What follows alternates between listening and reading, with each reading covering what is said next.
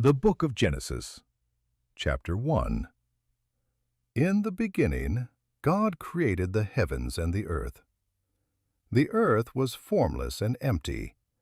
Darkness was on the surface of the deep, and God's Spirit was hovering over the surface of the waters. God said, "Let there be light." And there was light. God saw the light, and saw that it was good. God divided the light from the darkness. God called the light day, and the darkness he called night. There was evening, and there was morning, the first day. God said, "Let there be an expanse in the middle of the waters, and let it divide the waters from the waters." God made the expanse, and divided the waters which were under the expanse from the waters which were above the expanse. And it was so. God called the expanse sky. There was evening, and there was morning, a second day. God said, "Let the waters under the sky be gathered together to one place, and let the dry land appear." And it was so. God called the dry land earth, and the gathering together of the waters he called seas. God saw that it was good. God said, "Let the earth yield grass, herbs yielding seeds, and fruit trees bearing fruit after their kind, with their seeds in it, on the earth." And it was so. The earth yielded grass, herbs yielding seed after their kind, and trees bearing fruit with their seeds in it after their kind. And God saw that it was good. There was evening, and there was morning, a third day. God said, "Let there be lights in the expanse of the sky to divide the day from the night, and let them be for signs to mark seasons, days, and years. And let them be for lights in the expanse of the sky to give light on the earth." And it was so. God made the two great lights, the greater light to rule the day, and the lesser light to rule the night. He also made the stars. God set them in the expanse of the sky to give light to the earth, and to rule over the day and over the night, and to divide the light from the darkness. God saw that it was good. There was evening, and there was morning, a fourth day. God said, "Let the waters abound with living creatures, and let birds fly above the earth in the open expanse of the sky." God created the large sea creatures and every living creature that moves, with which the waters swarmed, after their kind, and every winged bird after its kind. God saw that it was good. God blessed them, saying, "Be fruitful and multiply, and fill the waters in the seas, and let birds multiply on the earth." There was evening, and there was morning, a fifth day. God said, "Let the earth produce living creatures after their kind, livestock, creeping things, and animals of the earth after their kind." And it was so. God made the animals of the earth after their kind, and the livestock after their kind, and everything that creeps on the ground after its kind. God saw that it was good. God said, "Let us make man in our image, after our likeness. Let them have dominion over the fish of the sea, and over the birds of the sky, and over the livestock, and over all the earth, and over every creeping thing that creeps on the earth." God created man in his own image. In God's image he created him, male and female he created them. God blessed them. God said to them, "Be fruitful, multiply, Fill the earth and subdue it. Have dominion over the fish of the sea, over the birds of the sky, and over every living thing that moves on the earth." God said, "Behold, I have given you every herb yielding seed, which is on the surface of all the earth, and every tree which bears fruit yielding seed. It will be your food. To every animal of the earth, and to every bird of the sky, and to everything that creeps on the earth, in which there is life, I have given every green herb for food." And it was so. God saw everything that he had made, and behold, it was very good. There was evening, and there was morning, a sixth day. The book of Genesis, chapter 2. The heavens, the earth, and all their vast array were finished. On the seventh day God finished his work which he had done, and he rested on the seventh day from all his work which he had done. God blessed the seventh day and made it holy, because he rested in it from all his work of creation which he had done. This is the history of the generations of the heavens and of the earth when they were created, in the day that the Lord God made the earth and the heavens. No plant of the field was yet in the earth, and no herb of the field had yet sprung up, for the Lord God had not caused it to rain on the earth. There was not a man to till the ground, but a mist went up from the earth and watered the whole surface of the ground. The Lord God formed man from the dust of the ground, and breathed into his nostrils the breath of life, and man became a living soul. The Lord God planted a garden eastward in Eden, and there he put the man whom he had formed. Out of the ground the Lord God made every tree to grow that is pleasant to the sight and good for food, including the tree of life in the middle of the garden, and the tree of the knowledge of good and evil. A river went out of Eden to water the garden, and from there it was parted, and became the source of 4 rivers. The name of the first is Pishon.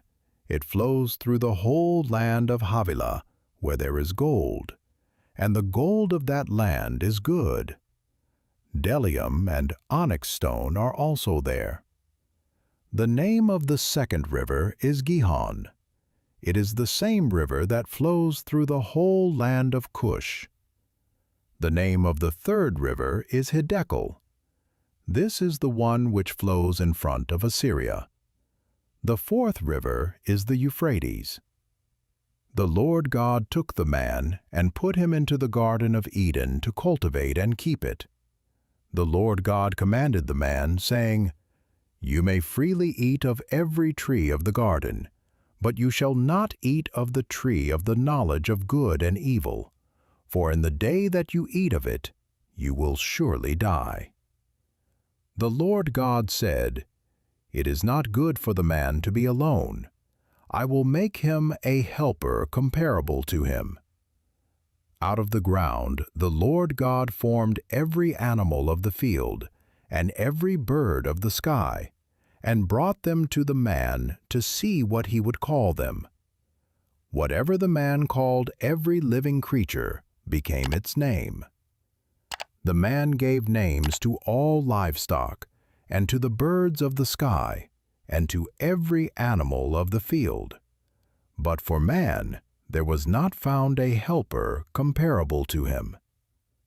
The Lord God caused the man to fall into a deep sleep. As the man slept, he took one of his ribs and closed up the flesh in its place. The Lord God made a woman from the rib which he had taken from the man, and brought her to the man. The man said, "This is now bone of my bones, and flesh of my flesh. She will be called woman, because she was taken out of man.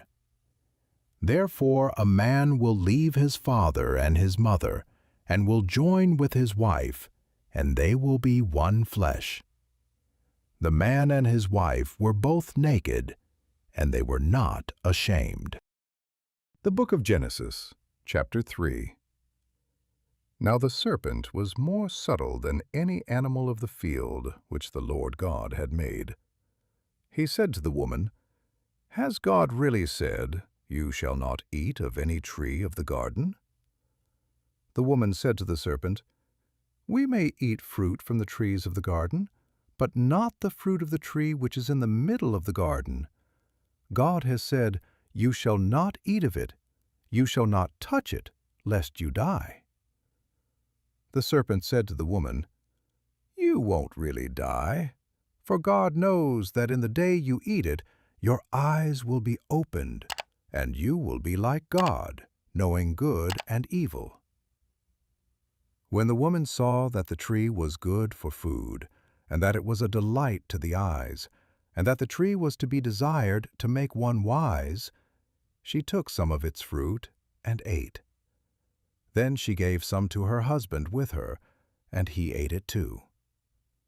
Their eyes were opened, and they both knew that they were naked. They sewed fig leaves together and made coverings for themselves. They heard the Lord God's voice walking in the garden in the cool of the day, and the man and his wife hid themselves from the presence of the Lord God among the trees of the garden. The Lord God called to the man and said to him, "Where are you?" The man said, "I heard your voice in the garden, and I was afraid because I was naked, so I hid myself." God said, "Who told you that you were naked? Have you eaten from the tree that I commanded you not to eat from?" The man said, "The woman whom you gave to be with me, she gave me fruit from the tree, and I ate it." The Lord God said to the woman, "What have you done?" The woman said, "The serpent deceived me, and I ate." The Lord God said to the serpent, "Because you have done this, you are cursed above all livestock and above every animal of the field. You shall go on your belly, and you shall eat dust all the days of your life. I will put hostility between you and the woman, and between your offspring and her offspring. He will bruise your head, and you will bruise his heel." To the woman he said, "I will greatly multiply your pain in childbirth. You will bear children in pain. Your desire will be for your husband, and he will rule over you." To Adam he said, "Because you have listened to your wife's voice, and have eaten from the tree, about which I commanded you, saying, 'You shall not eat of it,' the ground is cursed for your sake. You will eat from it with much labor all the days of your life. It will yield thorns and thistles to you, and you will eat the herb of the field. You will eat bread by the sweat of your face until you return to the ground, for you were taken out of it. For you are dust, and you shall return to dust." The man called his wife Eve because she would be the mother of all the living. The Lord God made garments of animal skins for Adam and for his wife, and clothed them. The Lord God said, "Behold, the man has become like one of us, knowing good and evil. Now lest he reach out his hand and also take of the tree of life and eat and live forever." Therefore the Lord God sent him out from the Garden of Eden to till the ground from which he was taken. So he drove out the man, and he placed cherubim at the east of the Garden of Eden, and a flaming sword which turned every way to guard the way to the tree of life. The book of Genesis, chapter 4. The man knew Eve his wife. She conceived and gave birth to Cain, and said, "I have gotten a man with the Lord's help." Again she gave birth to Cain's brother Abel. Abel was a keeper of sheep, but Cain was a tiller of the ground. As time passed, Cain brought an offering to the Lord from the fruit of the ground. Abel also brought some of the firstborn of his flock and of its fat. The Lord respected Abel and his offering, but he didn't respect Cain and his offering. Cain was very angry, and the expression on his face fell. The Lord said to Cain, "Why are you angry? Why has the expression of your face fallen? If you do well, won't it be lifted up? If you don't do well, sin crouches at the door. Its desire is for you, but you are to rule over it." Cain said to Abel his brother, "Let's go into the field." While they were in the field, Cain rose up against Abel his brother and killed him. The Lord said to Cain, "Where is Abel your brother?" He said, "I don't know. Am I my brother's keeper?" The Lord said, "What have you done?" "The voice of your brother's blood cries to me from the ground. Now you are cursed because of the ground, which has opened its mouth to receive your brother's blood from your hand. From now on, when you till the ground, it won't yield its strength to you. You will be a fugitive and a wanderer in the earth." Cain said to the Lord, "My punishment is greater than I can bear.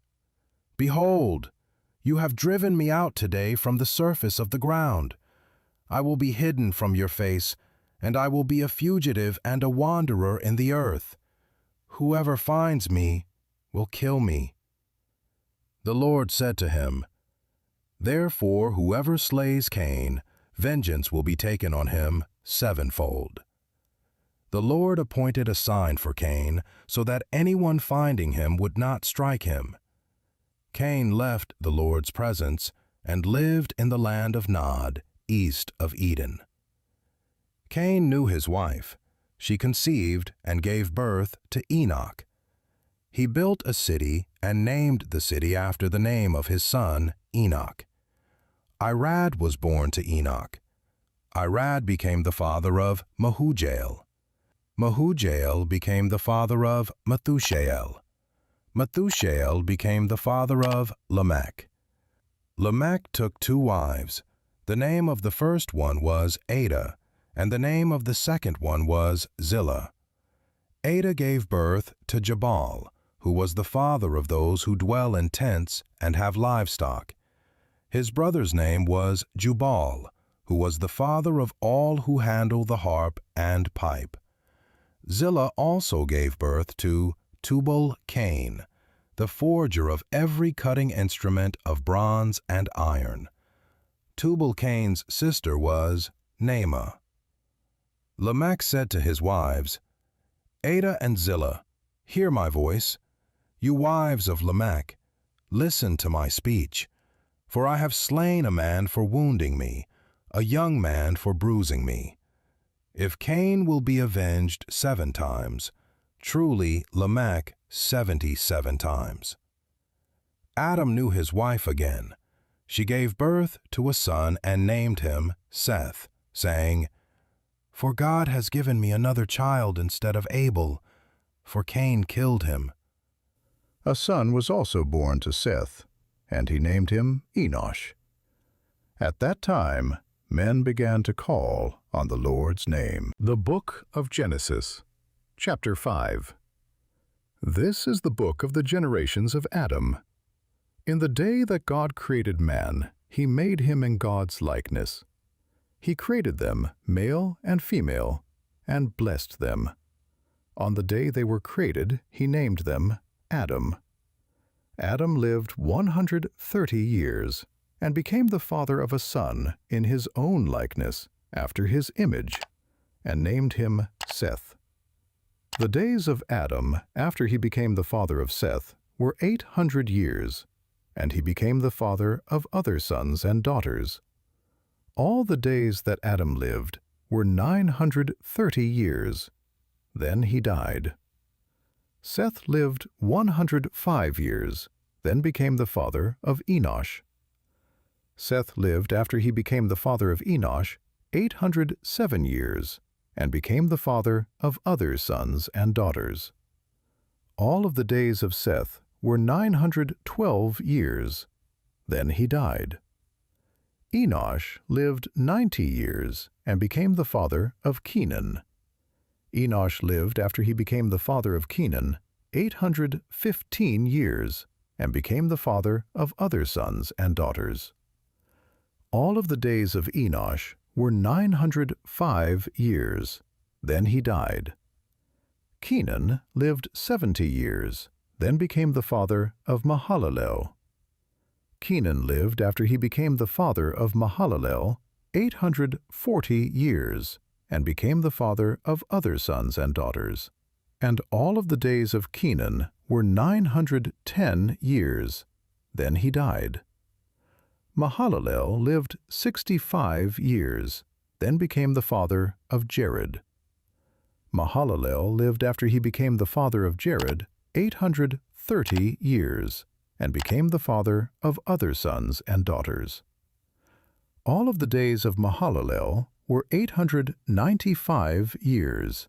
Then he died.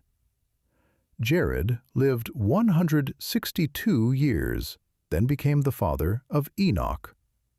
Jared lived after he became the father of Enoch 800 years and became the father of other sons and daughters. All of the days of Jared were 962 years. Then he died.